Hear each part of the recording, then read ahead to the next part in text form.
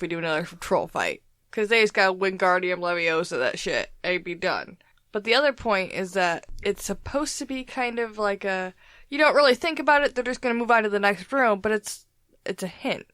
Whoever killed this troll, they have history with trolls. As we go through these tests, Harry, Hermione, and Ron kind of figure which test belongs to which teacher. And they figure that this is Quirrell's test. Mm. So, how did Quirrell, the guy who came running, panting into the Great Hall to tell everybody that there was a troll in the dungeon and then blacks the fuck out, get a troll in that room in the first place? Yeah. How would he be of sound mind to even do that? Because he obviously couldn't handle himself before with the troll. So did he have help? Or is he maybe not that afraid of a troll? Right. Maybe he can handle himself and he's just kind of playing a part. Maybe he was so terrified of the troll that they saw in Halloween that he was like, yo, Dumbledore, put a troll down there. Because I wouldn't go near a troll. I think you're supposed to be underwhelmed by the fact that they walk over it and it's already gone. It does bring them to the next room, which is kind of a little bit my favorite. I like it all, but it just makes me think about when we've done the escape room, and it just kind of brings those feels about it. You said it was kind of underwhelming, the way that they just kind of walked over the troll. And James was saying that there's not that many details. I think he's right, and I think you're right, and I think there's a reason behind it. I think the reason is everything that happens right now in all of these rooms alludes to another part in the book. And so they kind of leave that detail out because you're supposed to be thinking about how, oh, fuck, that goes back to that other thing. And then this happens and that was from that other thing. And because you're supposed to be connecting shit right now. This is the part in the book where J.K. Rowling set that up for you to finally put all the pieces together. If you were paying attention, a lot of the little details have to do with things earlier in the book. But like James was saying, some of these might not be super clear. And even if they are clear, you might not get all the implications of that right away.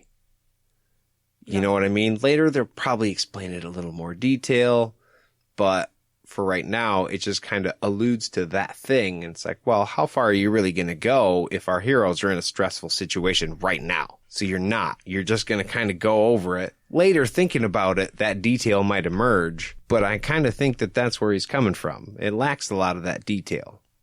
As soon as they got in the room, fire sprang up behind them in the door, and it was purple, and black flames sprang up at the other side of the room.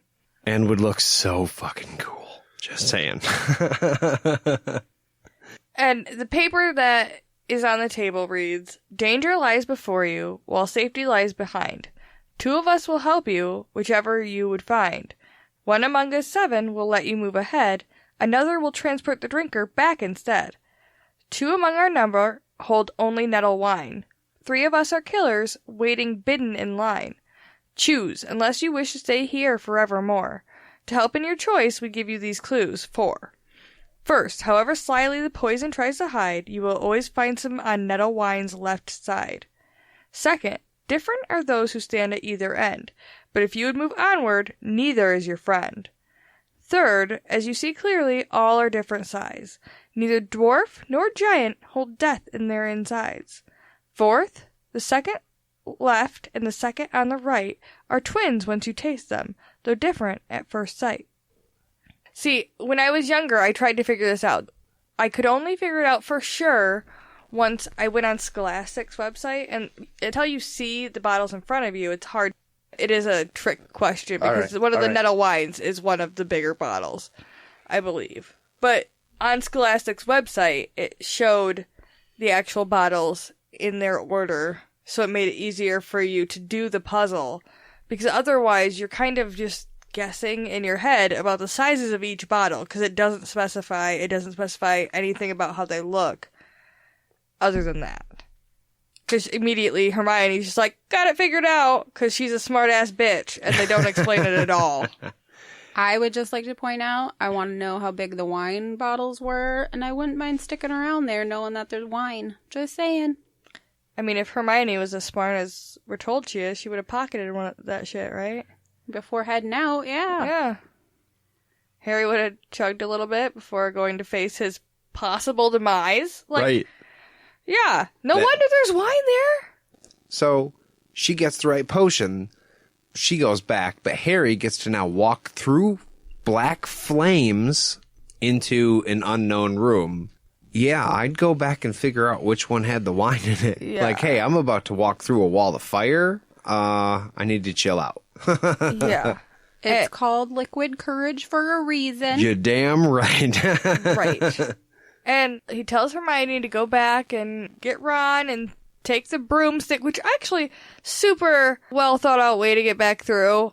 Convenient that you can get back out of that crazy tall trapdoor somehow. There's no ladder.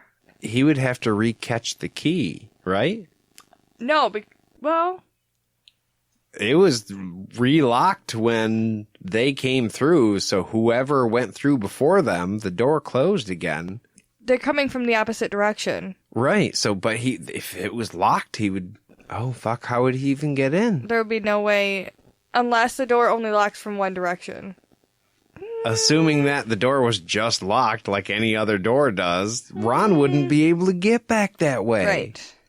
So even if you weren't trapped in the potions room, you were still kind of fucked. Also, super kind and considerate of whoever is in the next room to have left just enough for one person to make it back through both ways. Right? Isn't that weird? And then just place it nicely on the table in the right order for them to... You know, I never considered that. They were in an order, and that had a lot to do with the riddle they were given. And also, there's only enough for one swallow for each person. So, was there 2 swallows? And whoever's in the next room was like, I'll just drink half. If I was the person that had gone first, I would have taken the other bottle with me. Right. Or like thrown it on the ground because you're an asshole. Because you're probably an asshole. Yeah, Let's be real. Yeah, but like, why wouldn't you take it with you just to ensure, hey, maybe if I fuck this up, I'll still be able to get back out of here. Getting back through, right? Because you're going to be stuck down there. Also, how do you know how much a dose is? What part of your brain is like, half is good? I'm not going to burn if I drink half. Maybe it's like magically refilling. Okay. I don't know. I'm just throwing it out there. There's a lot of what ifs. No, I mean, that would Maybe... make more sense than an asshole leaving half the bottle and risking himself being burned alive. Right. And also maybe it magically resets itself on the table. I don't know. Could be. Snape had some forethought for multiple instances. Could be that Snape did and Quirrell didn't, because Quirrell's troll was still passed the fuck out when Harry got to it. Like, there was just nothing to do there. It was done. Everything else reset. But the keys, they had to unlock the door again. And the chest set reset. And the plant, I don't think that really has to reset. It just grabs you if you're in it. So most of it did kind of reset itself, except for the troll. And the key was bent. That's how they saw. That's right. The wings were fucked up. So it didn't 100%, but in a sense, yes. Yeah. Okay. What I think is really cool, and what I was saying a minute ago, was it reminds me of like doing the escape rooms, and how cool would it be to do this as an escape room, like a Harry Potter version with these tests. I just think that would be cool. And I would just like to say how lucky that they are that they didn't accidentally poison themselves. What if you didn't get it right? You're poisoned. You're dead. You're doubting Hermione's logic? Just saying. Well, Harry does question it, too. He's like, you're sure, right? Exactly. She's like, oh, yeah. No, I'm sure. No, the potions master literally gave a logic question instead of a potion question, so I'm good. Yeah. And she does make it back through. She goes first, so he was kind of like, she made it through that fire. I can probably take this and go forward. That's true. He does watch her like, is she dying? He tells her how to make it back through all of the other tests. He tells her to take care of Ron. He tells her to contact Dumbledore. He's putting all of the ducks in a row because he doesn't know what's about to happen to him. And I thought right now is kind of the climax of the whole book for Harry. Sacrificing himself, going through all of these tests first, and as he walks through the threshold of this door, he's doing it completely alone. His friends have his back, but he's on his own. It's all up to him now. And I thought it was like foreshadowing and symbolism and all of that wrapped up into one as he did it alone. Well, and I mean, they do kind of sum it up well with Hermione giving him that big hug and being like, you're a great wizard. And he's like, no, you. And she's like, no, books and cleverness are one thing. But like friendship and bravery, like, you're a good fucking dude, Harry Potter. It's got feels and emotion, and then he walks through fire. She was totally drunk talking to him at a bar. No. Listen. No, you're a good dude. Maybe they did get into some of that wine. Maybe they did, right? And then they both drank the stuff that made them feel like ice and walked through their flames to see what was on the other side. It's kind of, to me, it was like, you gotta get really cold to walk through the really hot stuff. I'm assuming the fire was hot. Like, I don't know. It's like after you donate plasma. But yeah, so Hermione goes one way, Harry goes the other, and on the other side of that door, it wasn't Snape. It wasn't even Voldemort. Who was it, JD? You'll have to tune in next week to find out. Cliffhanger! It's a pretty good one. I mean, we know, but I mean, still, I think it was quality. Yeah, it's good. It's good. I like the way that they left it because the next chapter is the last chapter. Oh. I know. And while this episode is done, the show is definitely not. We will be covering the next chapter, and then we're going to have a movie night. Movie night with snacks. I'm excited for the snacks. Oh, so many snacks. So, real quick, I'll explain. We have this place near our home called Peter's Gourmet Market, and they have a whole bunch of Harry Potter candy, and they also have butterbeer.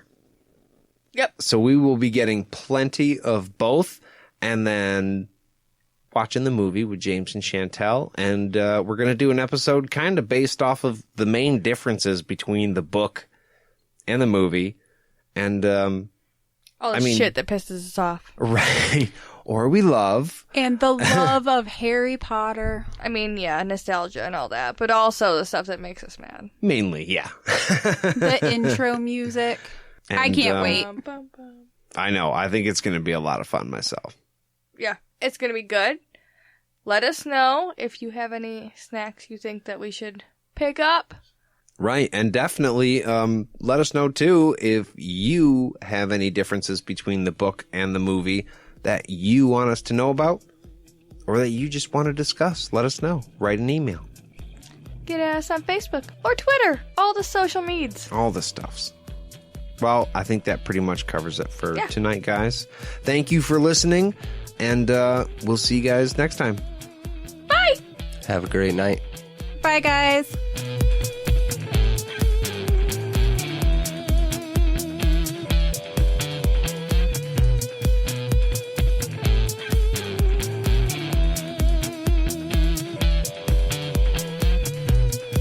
Well, that's our show, everybody. Thank you guys so much for listening. If you wanted to reach out to us, you can. Our email is podcastatt@gmail.com. You can also find us on Facebook by searching All the Things or at podcastatt. Our Instagram and Twitter are podcast_ATT, and if you're interested in helping us grow, you can